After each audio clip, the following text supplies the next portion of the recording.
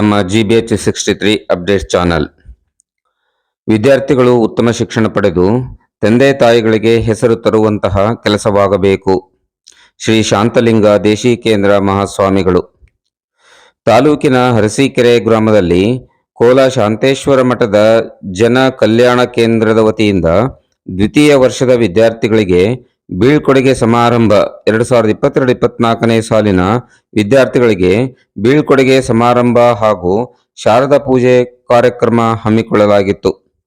ಸಾನ್ನಿಧ್ಯ ವಹಿಸಿ ಮಾತನಾಡಿದ ಶ್ರೀ ಶಾಂತಲಿಂಗ ದೇಶಿಕೇಂದ್ರ ಮಹಾಸ್ವಾಮಿಗಳು, ವಿದ್ಯಾರ್ಥಿಗಳು ಉತ್ತಮ ಶಿಕ್ಷಣ ಪಡೆದು ಹಾಗೂ ಉತ್ತಮ ಸಂಸ್ಕಾರ ಕಲಿತು ತಂದೆ ತಾಯಿಗಳಿಗೆ, ಗುರು ಹಿರಿಯರಿಗೆ ಹೆಸರು ತರುವಂತಹ ಕೆಲಸವಾಗಬೇಕು. ಪ್ರತಿಯೊಬ್ಬ ವಿದ್ಯಾರ್ಥಿಯು ಕಷ್ಟಪಟ್ಟು ಉತ್ತಮ ತರಬೇತಿ ಪಡೆದು ಯಾವುದೇ ರಂಗದಲ್ಲಾದರೂ ಉತ್ತಮ ಕೆಲಸ ಮಾಡಬೇಕು. ಈ ಕಾಲೇಜಿನಲ್ಲಿ ತರಬೇತಿ ಪಡೆದು ದೇಶ ವಿದೇಶಗಳಲ್ಲಿ 500ಕ್ಕೂ ಹೆಚ್ಚು ವಿದ್ಯಾರ್ಥಿಗಳು ನೌಕರಿ ಮಾಡುತ್ತಿದ್ದಾರೆ. ನೀವು ಸಹ ಮುಂದಿನ ಜೀವನದಲ್ಲಿ ಒಳ್ಳೆಯ ಹುದ್ದೆಯನ್ನು ಪಡೆಯಬೇಕು ಎಂದು ಹೇಳಿದರು.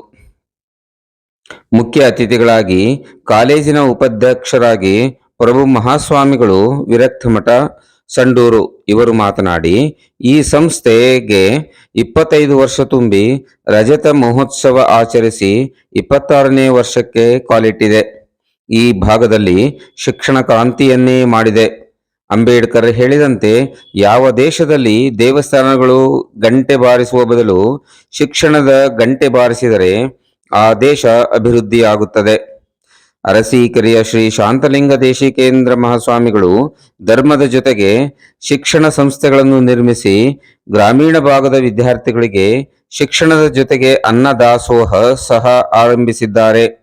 ಡಿಪ್ಲೊಮಾ, ITI ತರಬೇತಿ ಪಡೆದ ವಿದ್ಯಾರ್ಥಿಗಳು ನಿರುದ್ಯೋಗ ಸಮಸ್ಯೆಯನ್ನು ಹೋಗಲಾಡಿಸಬಹುದು. ಸಾವಿತ್ರಿಬಾಯಿ ಪುಲೆಯವರು ಹೆಣ್ಣು ಮಕ್ಕಳ ಶಿಕ್ಷಣಕ್ಕೆ ಹೆಚ್ಚು ಒತ್ತು ಕೊಟ್ಟಿದ್ದಾರೆ. ಸತಿ ಸಹಗಮನ ಪದ್ಧತಿಯನ್ನು ಹೋಗಲಾಡಿಸಿದ್ದಾರೆ ಎಂದು ಹೇಳಿದರು. ಮುಖಂಡರಾದ ಪ್ರಶಾಂತ್ ಪಾಟೀಲ್ ಮಾತನಾಡಿ, ನಾನು ಈ ಮಠದ ಭಕ್ತನಾಗಿದ್ದೇನೆ. ತರಬೇತಿ ಪಡೆದ ವಿದ್ಯಾರ್ಥಿಗಳು ಉನ್ನತ ಮಟ್ಟಕ್ಕೆ ಹೋಗಿ ಈ ಮಠಕ್ಕೆ ಹೆಸರು ತರುವಂತೆ ನೀವು ಓದಬೇಕು. ನೀವು ಮುಂದೆ ಜೀವನದಲ್ಲಿ ಏನನ್ನಾದರೂ ಸಾಧಿಸಬೇಕಾದರೆ ನಮ್ಮ ಗುರುಗಳನ್ನು ನೋಡಿ ಕಲಿಯಬೇಕು. ಗುರುಗಳು ಕಾಯಕ ಯೋಗಿಗಳು, ಶ್ರಮಜೀವಿ, ಶಿಕ್ಷಣ ಪ್ರೇಮಿಯಾಗಿದ್ದಾರೆ. ಇಂತಹ ಗುರುಗಳನ್ನು ಪಡೆದ ನಾವೆಲ್ಲರೂ ಪುಣ್ಯವಂತರು. ನೀವು ಒಳ್ಳೆಯ ಶಿಕ್ಷಣ ಪಡೆದು ಗುರುಗಳಿಗೆ ಒಳ್ಳೆಯ ಹೆಸರು ತನ್ನಿ, ಸಾಧನೆ ಮಾಡಿ ಗುರಿ ಸಾಧಿಸಿ ಎಂದು ಹೇಳಿದರು. ಈ ಸಂದರ್ಭದಲ್ಲಿ ಮುಖಂಡರಾದ ಪ್ರಶಾಂತ್ ಪಾಟೀಲ್, ಪ್ರಾಂಶುಪಾಲರಾದ ನಾರಾಯಣಗೌಡ, ಉಪನ್ಯಾಸಕ ಡಾಕ್ಟರ್ ಆದಿಮನಿ ರಮೇಶ್, ಮಂಜುನಾಥ್, ನಾಗೇಶ್, ಪ್ರಶಾಂತ್, ಬೆಟ್ಟಪ್ಪ, ಅಜ್ಜಯ್ಯ, ಉಪನ್ಯಾಸಕಿಯರಾದ ಬಸಮ್ಮ, ಪೂಜಾ, ಶಿಕ್ಷಕಿ ರೇಖಾ, ಋಷಭೇಂದ್ರಯ್ಯ ಹಾಗೂ ವಿದ್ಯಾರ್ಥಿಗಳು ಹಾಜರಿದ್ದರು. ವಿಷಯನೇ ಗೊತ್ತಿಲ್ಲ ಅಂದ್ರೆ, ಇತಿಹಾಸನೇ ಗೊತ್ತಿಲ್ಲ ಅಂದ್ರೆ ಏನು ಮಾತಾಡ. ಅದಕ್ಕೆ ನೀವೆಲ್ಲಷ್ಟು ಬಹಳಷ್ಟು ವಿಷಯಗಳನ್ನು ತಿಳ್ಕೊಳ್ಳಿ, ವಿಚಾರಗಳನ್ನು ತಿಳ್ಕೊಳ್ಳಿ, ಸಾಹಿತ್ಯವನ್ನು ತಿಳ್ಕೊಳ್ಳಿ. ನೀವು ಯಾವಾಗಲೂ ಬದುಕಲಿಕ್ಕೆ ದಾರಿ ಆಗ್ತದೆ.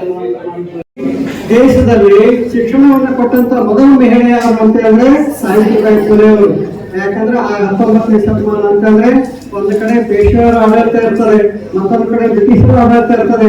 ಪೇಶ್ವರ ಆಡಳಿತ ಅಂತಂದ್ರೆ ಅವರು ಮಾನವ ವ್ಯವಸ್ಥೆಯಲ್ಲಿ ಜಾರಿಗೆ ತಂದಂತವ್ರು. ಆ ಕಾಲದಲ್ಲಿ ಎಂತ ಮಠ ಅಂತ ಹೇಳಿದ್ರೆ ಈ ಮಠದ ಮಹತ್ವ ನಿಮ್ಗೆಲ್ಲರಿಗೂ ಸಾಮಾನ್ಯವಾಗಿ ಗೊತ್ತಿದ್ದೇವೆ.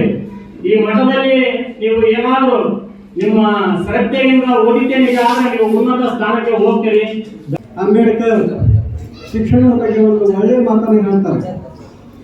ಯಾವ ದೇಶದಲ್ಲಿ ದೇವಸ್ಥಾನದ ಗಂಟೆಗಿಂತ ಶಾಲೆ ಗಂಟೆ ಯಾವ ದೇಶದಲ್ಲಿ ಶಾಲೆಯ ಗಂಟೆಗಿಂತ ದೇವಸ್ಥಾನದ ಗಂಟೆ ಜಾಸ್ತಿ ಬಾರಿಸ್ತದೆ. ಮತ್ತು ಇಂದು ಕಂಚಿಕೆರೆಯ ಸಿದ್ದೇಶ್ವರ ವಸತಿ ಪ್ರೌಢಶಾಲೆ ಹಿಂದಿ ಭಾಷಾ ಶಿಕ್ಷಕ ಸಿದ್ದೇಶ್ ವರ್ಗಾವಣೆ ಆದೇಶವನ್ನು ರದ್ದುಗೊಳಿಸಲು ಆಗ್ರಹಿಸಿ ಶಾಲಾ ಮಕ್ಕಳು ಹಾಗೂ ಪೋಷಕರು ದಿಢೀರ್ ಪ್ರತಿಭಟನೆ ನಡೆಸಿದರು. ಹಿಂದಿ ಭಾಷಾ ಶಿಕ್ಷಕ ಸಿದ್ದೇಶ್ ವಿದ್ಯಾರ್ಥಿಗಳಿಗೆ ಪಠ್ಯದ ಜೊತೆಗೆ ಪಠ್ಯೇತರ ಚಟುವಟಿಕೆಗಳಲ್ಲಿ ತೊಡಗಿಸಿಕೊಂಡು ಮಾದರಿಯ ಶಿಕ್ಷಕ ಎನಿಸಿಕೊಂಡಿದ್ದಾರೆ. ಅವರನ್ನು ಶಾಲಾ ಆಡಳಿತ ಮಂಡಳಿ ಏಕಾಏಕಿ ವರ್ಗಾವಣೆಗೊಳಿಸಿ ಆದೇಶ ಹೊರಡಿಸಿದ್ದಾರೆ. ವರ್ಗಾವಣೆಯಿಂದ ಮಕ್ಕಳ ಶೈಕ್ಷಣಿಕ ಮಟ್ಟ ಕುಸಿಯಬಹುದು. ಆದ್ದರಿಂದ ಕೂಡಲೇ ವರ್ಗಾವಣೆ ಆದೇಶವನ್ನು ರದ್ದುಗೊಳಿಸಿ ಶಿಕ್ಷಕ ಸಿದ್ದೇಶ್ ಅವರನ್ನು ಮುಂದುವರೆಸುವಂತೆ ವಿದ್ಯಾರ್ಥಿಗಳು, ಪೋಷಕರು ಆಗ್ರಹಿಸಿದ್ದಾರೆ. ಈ ಸಂದರ್ಭದಲ್ಲಿ ಮುಖಂಡ ಚಿನ್ನಪ್ಪ, ಜಿ ನಾಗರೇಶ್, ಸಿದ್ವೀರಪ್ಪ, ಅಶೋಕ್, ಹಾಲೇಶ್, ನಾಗರಾಜ್, ಭೀಮಪ್ಪ, ಶಿಕ್ಷಕರು, ವಿದ್ಯಾರ್ಥಿಗಳು, ಗ್ರಾಮಸ್ಥರು ಹಾಜರಿದ್ದರು. ನಮಸ್ಕಾರ. ಇದು ನಮ್ಮ GBH63 ಅಪ್ಡೇಟ್ಸ್ ಚಾನಲ್. ಇದನ್ನು ಸಬ್ಸ್ಕ್ರೈಬ್ ಮಾಡಿ ಮತ್ತು ಶೇರ್ ಮಾಡಿ.